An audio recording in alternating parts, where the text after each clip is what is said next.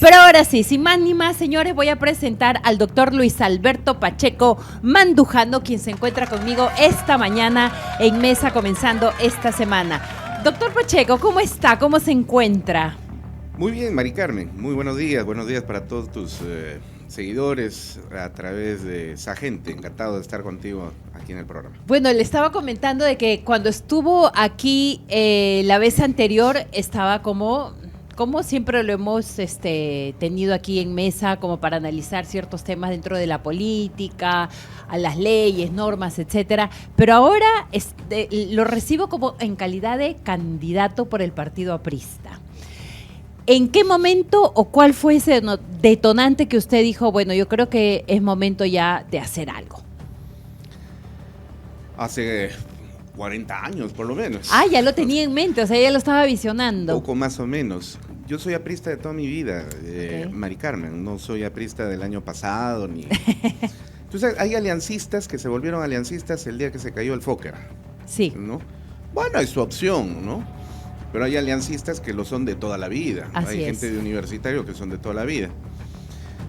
Y en el campo de la política igual. Hay personas que se adhieren a un movimiento político porque, bueno, pues tienen alguna simpatía con alguien y enhorabuena, ¿no?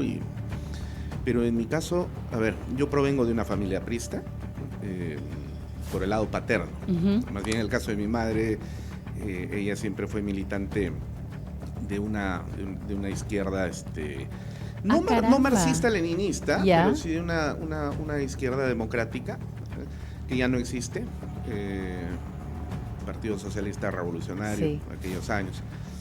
De ella quizás heredé la vena política, mucho más que la de mi propio padre y de la familia paterna, que sin embargo, a pesar de no ser militantes, sí eran marcadamente apristas. Sí. Ah. Entonces, la primera palabra que yo aprendí a escribir fue APRA. La segunda palabra fue Luis, ¿no? Y eso debe haber sido más o menos cuando yo tenía unos 3 años. Ok. Es más, fíjate, no creo que sea fanatismo, pero sí una identificación Uh-huh. de parte de mi papá. Yo nací el 30 de diciembre del año 74. Ok. Era lunes. Al día siguiente era fin de año, así que todo estaba cerrado. El 1 de enero también feriado. Fue el viernes, me parece que es 3 de enero del 75. Mi papá, antes de inscribirme en los registros civiles, fue a Alfonso Ugarte a inscribirme en el Partido Aprista. No lo puedo creer. Entonces, digamos, yo tengo esa militancia desde aquellos años. Nunca he dejado de ser aprista. Toda mi vida he participado de la doctrina, Uh-huh. y esto yo quiero precisar, ¿no? Una cosa es ideología, otra cosa es doctrina. El APRA lo que tiene es doctrina. Luego quizás pueda ampliar sobre este particular. Pero en el paso de los años, progresivamente fui, dada mi identificación ya con el aprismo familiar, preocupándome por entender qué cosa era el APRA. Y dado que siempre escuchaba yo hablar de Aya de la Torre, Uh-huh. Aya estaba vivo en aquella época todavía, así que entonces se hablaba de Aya de la Torre, Armando Villanueva, ¿no? Andrés Tausen. Entonces, con mucha admiración siempre, mi papá y mis abuelos se referían a Aya de la Torre, y yo en los años siguientes quería saber quién era Aya de la Torre. Uh-huh. Y Fue por curiosidad entonces que fue involucrándose más en ese tema, porque además lo que me llama la atención, doctor, es justamente porque ahora, bueno, en esta generación salen muchos terapeutas, psicoterapeutas diciendo de que en una relación hasta uno tiene que tener casi la misma ideología, o hablar de qué tipo de ideología tiene la pareja para poder llevar una relación pues armónica, etcétera, etcétera, ¿no? Pero ahora escuchándolo de que su padre, por ejemplo, era del APRA y su mamá no, entonces Eso parece que hubo una... No generaba conflictos, Exactamente. pero sí había una suerte de dialéctica, digamos, Ya, ¿no? ya. Oposición, Ok. una oposición de contrarios, no, digamos, necesariamente intensa que generara pues un quebrantamiento de la relación familiar. Claro. Yo creo que más bien había una suerte, en todo caso, en mí, de Ujú. complemento. Yo soy la síntesis de esa relación, ¿no? Entonces, recuerdo que cuando cumplí 11 años, caminando con mi papá por las calles de Huancayo, tú sabes que yo soy huancaíno, Sí, además, obvio, sí. compartimos Paisano. así es. Caminando por la Plaza Huamanmarca, donde está la Municipalidad de Huancayo. Antes habían, recordarás, en la década de los años 80, los libreros en la calle, se llama la librería Suelo, ¿no? Y entonces vi un libro de Aya de la Torre, ¿no? Que era el primer tomo de las obras completas. Pero solamente estaba ese libro. Sí. Y yo le dije a mi papá, por favor, cómprame ese libro, ¿no? Y me lo compró.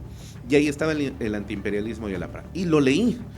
Evidentemente, una lectura de ese calibre a los 11 años no es, pues, digamos, algo que te permita comprender mejor las cosas, sino al revés, te las complejizaba mucho más. Por supuesto. Entonces, 11 añitos. Así es. Pero lo que sí hizo en mí fue empezar a acumular ya doctrina, ¿no?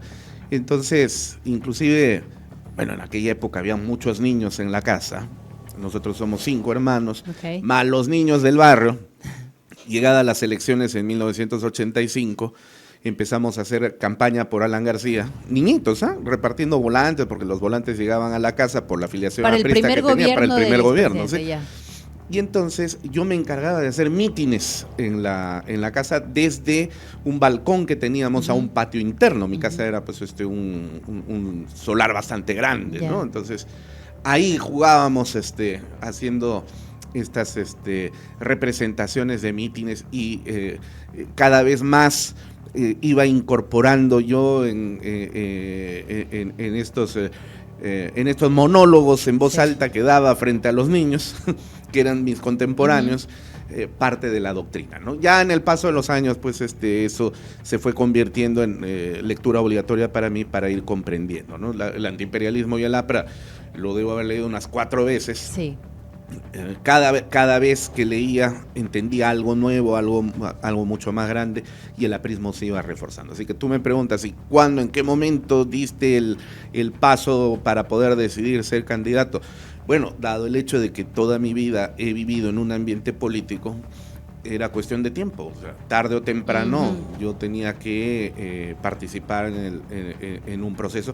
Porque de hecho, ya antes en Huancayo había participado yo en una justa interna para la Secretaría General del partido, del Comité Ejecutivo Regional. O sea, ya había probado un poco de cómo esto sería. Y en otras campañas más en las que he participado. Ok, pero siempre dentro del APRA.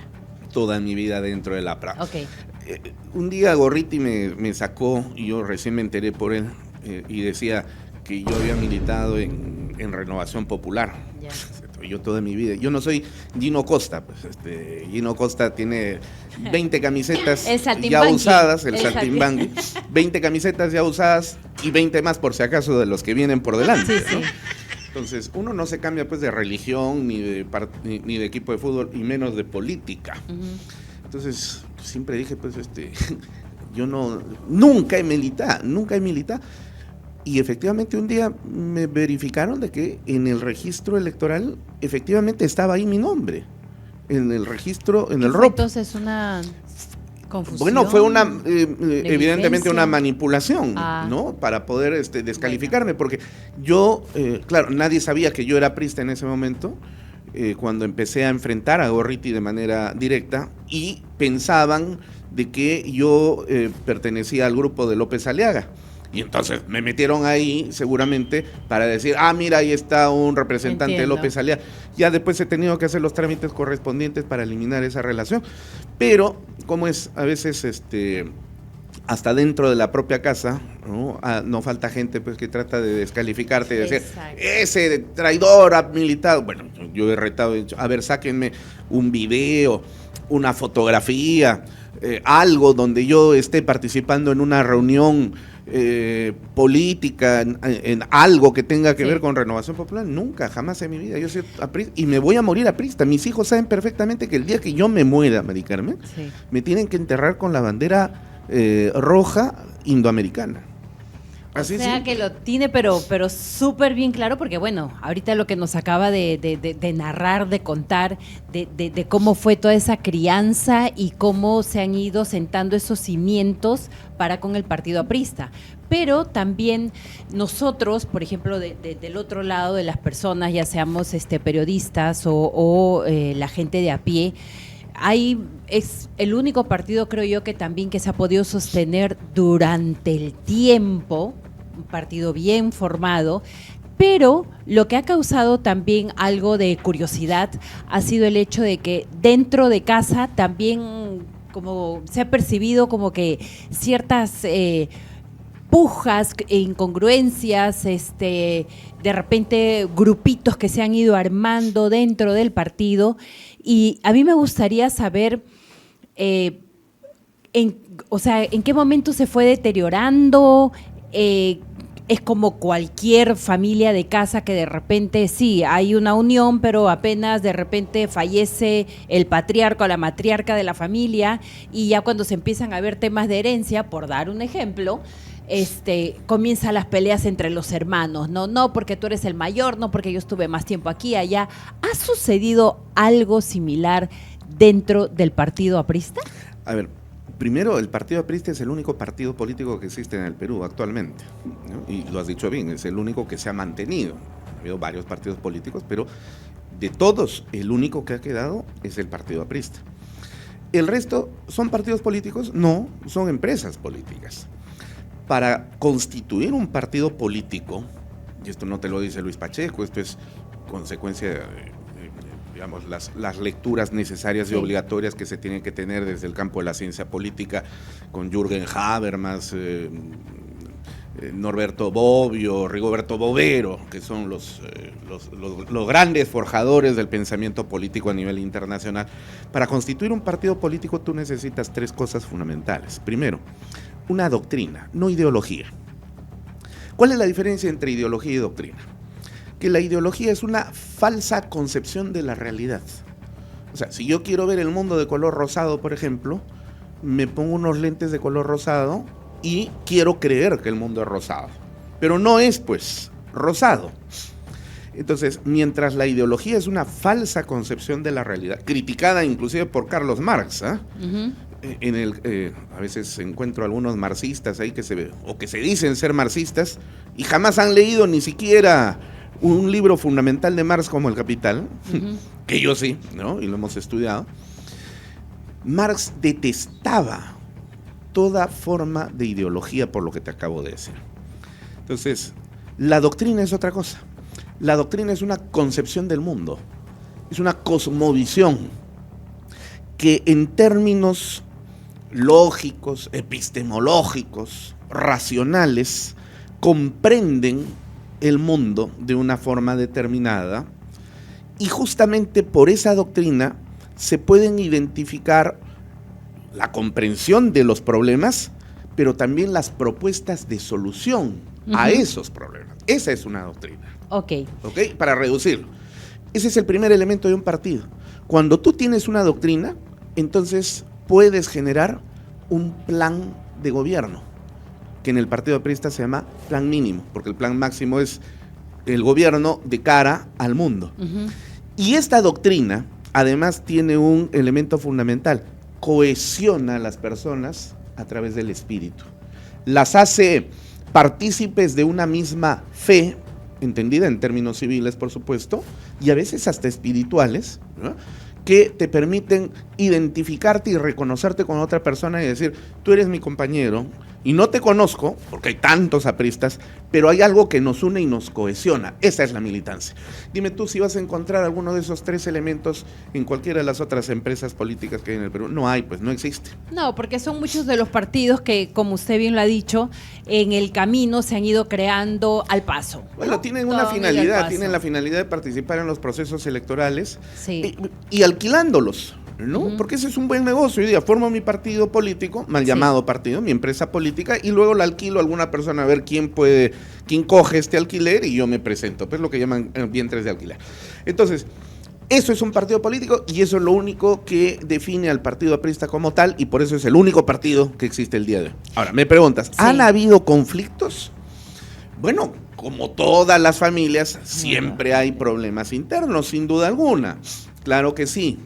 No necesariamente pues porque haya fallecido el patriarca, la matriarca, ¿no? Sino porque inclusive con el patriarca y la matriarca siempre hay una serie de contradicciones internas, básicamente en relación al objeto mismo del quehacer político, el poder. Así de simple y sencillo, ¿no es cierto? O sea, las diferencias no necesariamente son a veces de doctrina, sino de poder y de posición. Pero ahora esto se ha visto quizás mucho más porque algunas personas han tenido, creo yo, la lamentable decisión de salir a los medios de comunicación y desde los medios de comunicación colocarse en posición de francotiradores y empezar a disparar internamente. Y eso es totalmente infraterno, condenable e incorrecto, porque en el APRA los problemas internos se trabajaban internamente. Así. Pero para afuera, unidad. Entonces, esa es la cuestión. A eso me refería justamente porque quienes hemos visto, bueno, yo desde niña, ¿no? También he tenido, alguien siempre conoce de alguien que está dentro del partido aprista o si no es mi tía, si es el papá de mi tía, pero siempre alguien conoce algún militante aprista. Así es. Le comento porque ya que me está hablando de lo que es infraterno, de las diferencias que pueden existir dentro de un partido político, ha sacado como que mucha roncha también la entrevista que tuve con Carla el fin de semana. Entonces, yo no sé si podemos ir a un video para que usted me diga o me explique o tal vez si tiene algún tipo de reacción al respecto, porque pareciera de que lo que Carla haya dicho está causando esta, no sé si llamarle, entre comillas, desunión. Si se puede poner los audífonos, sí, claro, por favor, para poder escuchar una parte de la entrevista que tuvimos con Carla aquí en Sagente. Absolutamente de acuerdo con la unión civil. Esta cosa es real, hijo. Creo que hay muchos ciudadanos que no tienen los mismos derechos que los demás y que necesitan una opción patrimonial para acceder a sus herencias, para poder asistir a las personas que aman en los últimos momentos de su vida. Estoy totalmente de acuerdo. No con el matrimonio, porque el matrimonio es religioso. Sí, no me digas. Y no se me ocurre por qué, si uno no es católico o no propugna, volviendo a los estatutos de la iglesia, ¿por qué querría uno casarse, matrimoniarse? Entonces es una unión, es un contrato social. Yo estoy de acuerdo con el contrato social para las personas del mismo sexo. Okay. A ver, ¿qué opina al respecto? Ella dice de que sí está de acuerdo con este contrato social. En el banner de presentación del programa del día de hoy he visto que dice Luis Pacheco viene a desmentir a Carla García.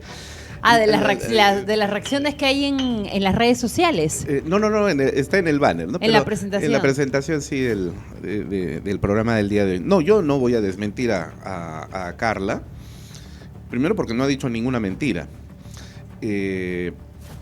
pero creo que sí hay que hacer algunas precisiones de naturaleza doctrinaria, ¿no? Uh-huh. Porque dado el hecho de que ella se adscribe militantemente al partido recién hace unos pocos años atrás, y a pesar de tener el privilegio de haber sido la hija del expresidente, gran expresidente uh-huh. Alan García, un hombre cultísimo, ¿no? Sin embargo, pues tú sabes que eso no va en los genes y no se transmite, tampoco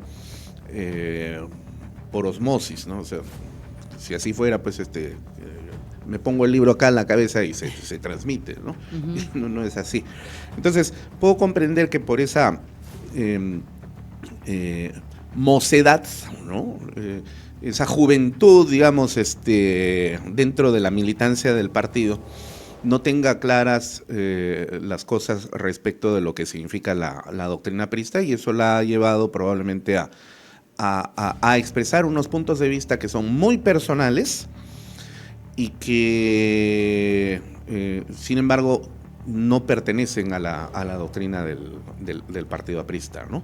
O sea, ¿usted cree de que Carla ha hablado a título personal? Dice? A título personal, sí, más no en base a lo que está en la doctrina sí. Aprista. Y eso termina generando, bueno, lamentablemente, ¿no? Lo que los especialistas, los filósofos de la mente le llaman la disonancia cognitiva. Sí, sí, la he escuchado. ¿Qué cosa es la disonancia cognitiva? Es cuando tú tienes dos cogniciones contradictorias entre sí. Uh-huh.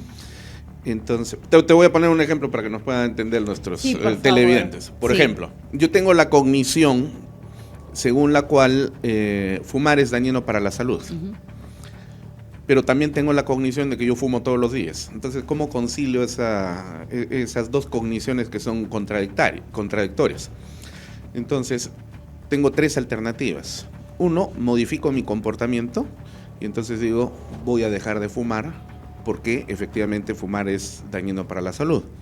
O dos, no modifico mi comportamiento, sino minimizo la primera cognición y digo, pero bueno, yo conocí a mi abuelo que se murió a los 91 años y fumaba toda su vida. En consecuencia, pues una cosa y otra no tienen nada que ver. Uh-huh. Estoy tratando de conciliar, ¿no es cierto? O tres, por último, introduzco unos nuevos elementos que no tienen absolutamente nada que ver con ni lo primero ni lo segundo, ¿no? Y entonces digo, bueno, de algo hay que morirse, pues finalmente, ¿no? Entonces, lo que pasa es que el ser humano no necesariamente es muy racional, sino es más emocional. Y entonces, por eso es que se genera una crisis a veces cuando tú encuentras dos cogniciones contrapuestas la una con la otra y tratas de explicarla de alguna manera y en esa explicación trastabilleas y evidentemente metes la pata, como se dice pues coloquialmente, ¿no? Entonces, uh-huh. Yo le escucho a Carla, que es una persona a la que conozco, no es, digamos, no tenemos una relación de amistad de larga data, pero sí la conozco y ella goza de mi afecto, de mi estima, creo que es una mujer inteligente. Sí. Pero entiendo que lo que ha manifestado pues es totalmente a título personal, porque repito, eso que ha dicho no forma parte de la doctrina aprista. Pero tampoco forma parte ni siquiera de definiciones de carácter jurídico, porque eso no es un contrato social, pues. El contrato social es la constitución política. O sea, cuando hablamos de contrato social estamos remontándonos a un concepto rusoniano, donde todas las personas cedemos una cuota de nuestro poder a un grupo determinado de personas para que administren ese poder. Esos son los gobernantes. Ese es un contrato social y eso está en la constitución política. Ahora, dos personas del mismo sexo pueden realizar un contrato para cautelar sus intereses materiales, sí, sin ningún problema, pero no es un contrato social, es un contrato notarial, si quieres. Okay. Y punto, y se acabó. Pero de ahí a fomentar la unión civil, pretendiendo decir que hay personas que no gozan de los mismos derechos. A ver, ese es un discurso, eso es una fabulación de carácter progre-woke. ¿Usted cree que el hecho de que Carla haya hablado, como usted dice, a título personal, ella de esa manera esté fomentando esto? Porque es una opinión. Bueno, si lo dice, lo fomenta, pues, ¿no? Si lo dice, lo fomenta. Pero el problema es, si yo soy militante de un partido y ese partido tiene una doctrina, uno tiene que alinearse a la doctrina. Digamos, a ver, puso el ejemplo de la religión, ¿no? Dijo donde también hay otro error conceptual y dijo, la religión tiene ideología. Dios mío, la religión no tiene ideología. La religión y particularmente el catolicismo lo que tiene es una doctrina, y es una doctrina filosófica, es una cosa totalmente distinta. Ya expliqué hace un rato en qué consiste la diferencia. Pero tú te imaginas dentro del catolicismo pretendiendo, pueden haber diversas congregaciones y movimientos cristianos, etcétera, pero nadie te podría decir, pues a ver, yo entiendo al Cristo que yo quiero entender y tú entiendes al Cristo que quieres entender. O sea, ahí no hay discusión absoluta. Cristo es uno y se acabó, porque esa es parte de la doctrina e inclusive que se vuelve dogma, ¿no es cierto? Entonces, igual dentro del partido, o sea, si tú no alineas tu pensamiento al pensamiento doctrina del partido, entonces no formas parte del partido, así de simple y sencillo. Porque o sea, si yo te voy a, ¿no estaría formando parte del partido? Por lo menos... No estaría siendo parte del partido, mejor dicho. A ver, vuelvo al ejemplo religioso que te puse, ¿no? Tú puedes decir, yo formalmente soy católico porque me han bautizado, porque he hecho la confirmación, pero yo creo en un Dios diferente, ¿no? El Dios que está en todas partes. Entonces, formalmente eres católico, pero ontológicamente no lo eres. Entonces, llega un momento, por eso hablaba de una disonancia cognitiva. Entonces, o te alineas, o sincérate contigo mismo y toma la decisión de irte a otro lado donde probablemente piensen como tú. Porque acá en el catolicismo no es así. Y lo propio yo diría de el APRA, ¿no? No es que pensemos como borregos, te repito, sino que hay lineamientos doctrinarios fundamentales que son presupuestos sobre los que se construye la cosmovisión del partido, ¿no? Doctrinariamente, y esos son incuestionables, pues, ¿no? Y entonces podemos revisarlos dialécticamente, sí, por supuesto, pero ya ir en contra de, ya eso es totalmente ajeno. Entonces, yo más bien le recomendaría a Carla, con mucho afecto, estudiar más que leer, porque leer es una lectura horizontal, de paso, bla, bla, bla, sino leer, lectura vertical, entender, comprender, analizar y estudiar un gran libro de Aya La Torre que se llama 30 años de aprismo.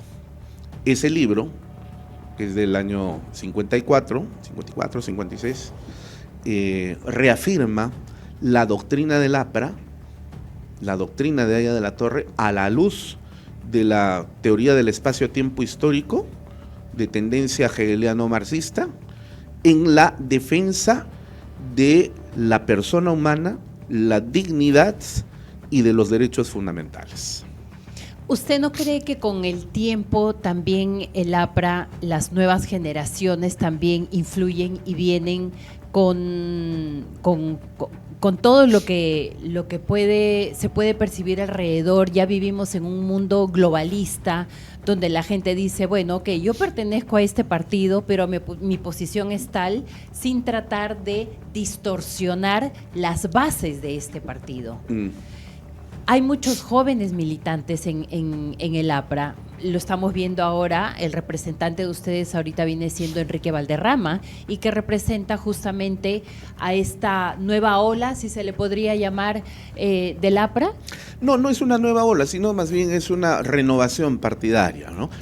Y tú señalas bien, con el paso de los años, y es natural que un partido centenario como el partido aprista, ha sucedido en el mundo con el PRI en México, por ejemplo, ¿no? O el Partido Republicano o el Partido Demócrata, que se quebró y se desvió después de Lyndon Johnson, ¿no? Entonces, es natural que la dialéctica genere, ¿no?, un proceso de desarrollo donde lo nuevo termine superando a lo viejo, pero esto no significa una negación, y esto en eso consiste la dialéctica. La dialéctica recoge lo mejor de lo pasado para poder sostenerlo y potenciarlo a futuro. Entonces, no es que sea una nueva ola, sino es la renovación dialéctica dentro del partido, y sobre esa base entendemos que la experiencia, el conocimiento de los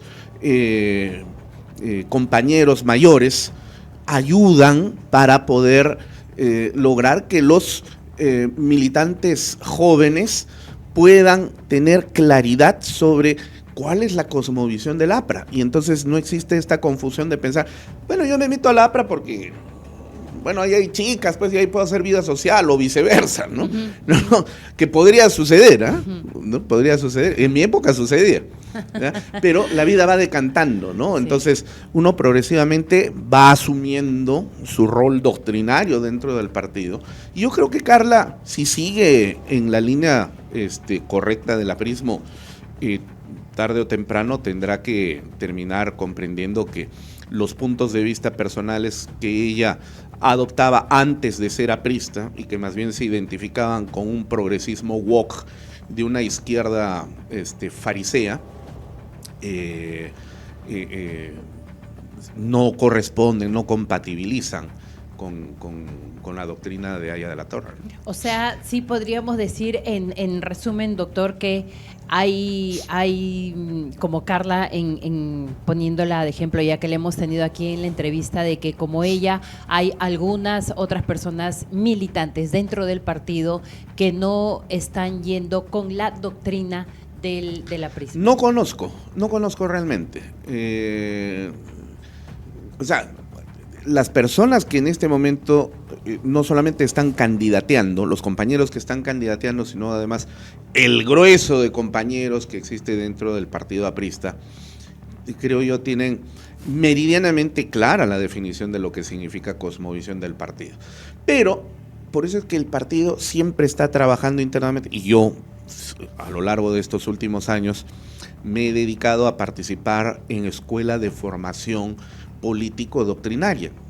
Yo soy profesor de filosofía en la universidad, soy profesor de sociología y antropología del derecho, y creo que con esa experiencia, bueno, este agosto voy a cumplir 27 años de docencia universitaria, entonces con esta experiencia, en estos últimos años yo le he estado volcando a las aulas internas del partido aprista para reafirmar esa doctrina, que inclusive entre los compañeros mayores hay que reavivarlo nuevamente, porque es como el amor, ¿no? Cuando un hombre y una mujer se unen, ese cemento articulador que es el amor, a veces es un poquito el fuego que se apaga, entonces hay que atizarlo, ¿no? Claro, hay que insuflarlo. Hay que saber construir en Así equipo. es, efectivamente. Entonces, siempre hay que estar regresando, así como la pareja tiene que regresar al amor, y a veces al amor romántico, al amor de cohesión, que se sublima en una entrega del uno hacia el otro, porque amor no es servirme de, no. Amor es yo te sirvo a ti,